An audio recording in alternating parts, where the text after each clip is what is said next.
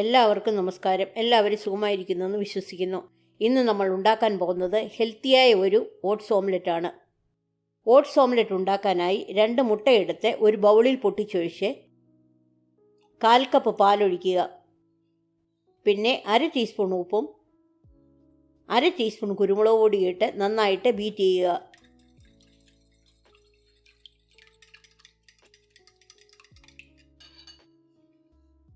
അതിലേക്ക് 1/4 cup oats പൊടിച്ചത് ചേർത്ത് കട്ടയൊന്നുമില്ലാതെ മിക്സ് ചെയ്യുക.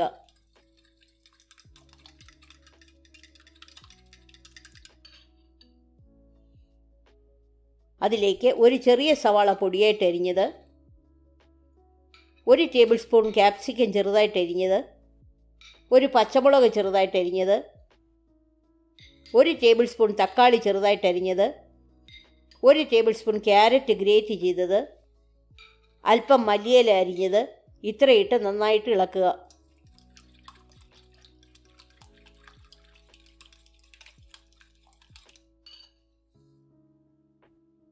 ഇനി ഓംലെറ്റ് ഉണ്ടാക്കാനായി ഒരു പാൻ ഗ്യാസിൽ വെച്ച് ലോ ഫ്ലെയിമിൽ ചൂടാക്കുക. അതിലേക്ക് 1 ടേബിൾ സ്പൂൺ ബട്ടർ ഇട്ട് മുട്ട നന്നായി ഒന്നുകൂടി കലക്കിയ ശേഷം ഒഴിക്കുക. ഒരു സ്പൂൺ കൊണ്ട് മുകൾ വശം ഒരുപോലെ നിരത്തുക. പാൻ അടച്ചു വെച്ച് 10 മിനിറ്റ് വേവിക്കുക.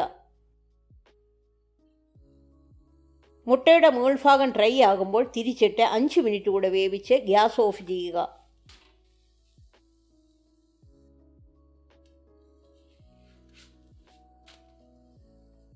നമ്മുടെ ഓട്സ് ഓംലെറ്റ് റെഡിയായിട്ടുണ്ട്.